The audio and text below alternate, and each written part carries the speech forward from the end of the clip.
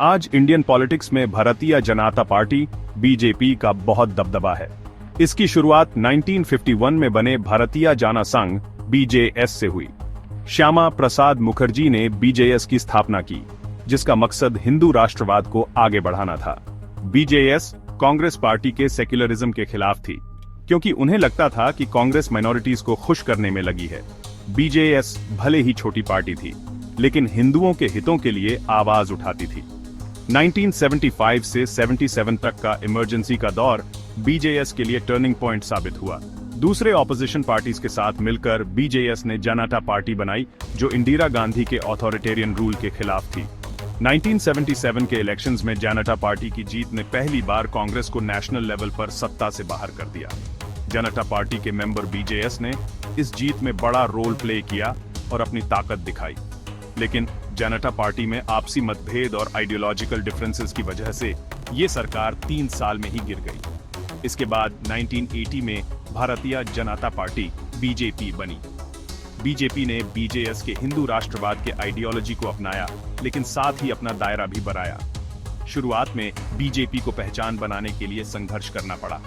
1984 में इंदिरा गांधी की हत्या के बाद कांग्रेस को सिंपैथी वोट्स मिले और बीजेपी को लोकसभा में सिर्फ 2 सीट्स मिली, लेकिन बीजेपी हार नहीं मानी। अटल बिहारी वाजपेयी और लाल कृष्ण आडवाणी के नेतृत्व में बीजेपी ने आगे की रणनीति बनाई और ऐसे मुद्दे उठाए जो लोगों को अपनी ओर खींच सकें। 1980 के दशक के आखिर में इंडियन पॉलिटिक्स में बड़ा बदलाव आया और बीजेपी ने इसमें अहम भूमिका निभाई।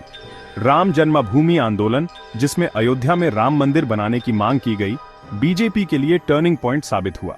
आडवाणी के नेतृत्व में बीजेपी ने इस आंदोलन को आगे बढ़ाया और धार्मिक भावनाओं और हिंदू राष्ट्रवाद का इस्तेमाल किया। 1990 में आडवाणी की रात यात्रा, जो अयोध्या तक गई, ने राम मंदिर के लिए समर्थन जुटाया और बीजेपी को नेशनल लाइमलाइट में ला दिया।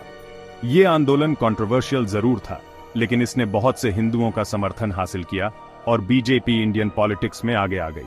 पार्टी का चुनावी प्रदर्शन काफी अच्छा रहा। 1991 के इलेक्शंस में बीजेपी लोकसभा में दूसरी सबसे बड़ी पार्टी बनकर उभरी और उसे 120 सीट्स मिली। इससे साफ हो गया कि बीजेपी एक बड़ी पॉलिटिकल फोर्स बन गई है।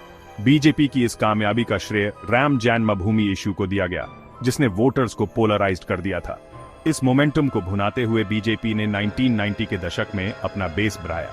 हिंदुत्व के साथ साथ गुड गवर्नेंस और इकोनॉमिक डेवलपमेंट पर जोर देने से बीजेपी को वोटर्स का समर्थन मिला। बीजेपी का उदय कांग्रेस के पतन के साथ हुआ, जो करप्शन और इंटरनल फैक्शनलिज्म से जूझ रही थी। 1996 इंडियन पॉलिटिक्स के लिए एक अहम साल था। लोकसभा इलेक्शंस में बीजेपी सबसे बड़ी पार्टी बनकर उभरी। अटल बिहारी वाजपेयी, जो एक मॉडरेट नेता थे, प्राइम मिनिस्टर बने। यह पहली बार था जब किसी नॉन कांग्रेस पार्टी ने सेंटर में सरकार बनाई थी, लेकिन बीजेपी के पास क्लियर मेजॉरिटी नहीं था और सरकार सिर्फ 13 दिन ही चली। हार न मानते हुए बीजेपी ने अलायंसेस बनाने और अपनी पहुंच बढ़ाने की कोशिश जारी रखी। 1998 में BJP lead national democratic alliance (NDA) सत्ता में आई और वाजपेयी फिर से प्राइम मिनिस्टर बने। कई चैलेंजेस के बावजूद एनडीए सरकार ने स्टेबिलिटी और इकोनॉमिक प्रोग्रेस दिया। वाजपेयी के लीडरशिप की तारीफ हुई। एनडीए सरकार ने कई अहम काम किए, जैसे 1998 में पोखरण 3 न्यूक्लियर टेस्ट्स, जिससे इंडिया एक न्यूक्लियर पावर बन गया। इन अचीवमेंट्स के बावजूद 2004 के इलेक्शंस में एनडीए हार गई। Congress led united progressive alliance (यूपीए) सत्ता में वापस आ गई। बीजेपी की हार के बाद पार्टी के अंदर आत्मचिंतन हुआ और स्ट्रैटेजीज पर फिर से विचार किया गया। 2009 के इलेक्शंस में भी यूपीए की जीत हुई। बीजेपी अपनी कोशिशों के बावजूद मुश्किल में थी।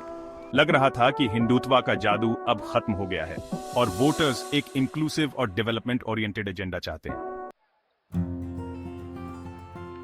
गुजरात के चीफ मिनिस्टर नरेंद्र मोदी के उदय ने बीजेपी की किस्मत बदल दी। मोदी एक कैरिस्मेटिक लीडर थे, जिनका गवर्नेंस और डेवलपमेंट का अच्छा ट्रैक रिकॉर्ड था। 2014 के इलेक्शंस के लिए बीजेपी के प्राइम मिनिस्टीरियल कैंडिडेट बने। मोदी का कैंपेन सबका साथ सबका विकास के स्लोगन पर बेस्ड था, जिसने वोटर्स को अट्रैक्ट किया। 2014 के इलेक्शंस में बीजेपी को लोकसभा में अभूतपूर्व बहुमत मिला। मोदी की जीत ने इंडियन पॉलिटिक्स में एक नया दौर शुरू किया और बीजेपी के डोमिनेंस का एरा शुरू हुआ। पार्टी की इस कामयाबी के पीछे मोदी की पॉपुलैरिटी, बीजेपी की ऑर्गेनाइजेशनल स्ट्रेंथ और डेवलपमेंट और नेशनलिज्म पर जोर देना था। मोदी सरकार ने इकोनॉमिक ग्रोथ, इंफ्रास्ट्रक्चर डेवलपमेंट और नेशनल सिक्योरिटी पर फोकस करते हुए कई रिफॉर्म्स किए। 2019 में बीजेपी फिर से और भी बड़े मैंडेट के साथ सत्ता में आई। मोदी की पॉपुलैरिटी आज भी बरकरार है। बीजेपी की आइडियोलॉजी आज भी हिंदुत्व पर बेस्ड है, लेकिन पार्टी ने डेवलपमेंट और गुड गवर्नेंस पर जोर देकर अपना दायरा बढ़ाया है। बीजेपी की कामयाबी आइडियोलॉजिकल क्लैरिटी, ऑर्गेनाइजेशनल स्ट्रेंथ और एस्ट्यूट लीडरशिप का नतीजा है। आने वाले समय में भी इंडियन पॉलिटिक्स में बीजेपी का दबदबा रहने की उम्मीद है, लेकिन बढ़ती बेरोजगारी, आर्थिक मंदी और सामाजिक अशांति जैसी चुनौतियों का सामना बीजेपी को करना पड़ेगा। बीजेपी इन चैलेंजेस से कैसे निपटती है, ये देखना होगा। पार्टी का सफर इंडियन पॉलिटिक्स के चेंजिंग डायनामिक्स को दर्शाता है, जहां आइडियोलॉजी, डेवलपमेंट और लीडरशिप देश के भविष्य को तय करते हैं।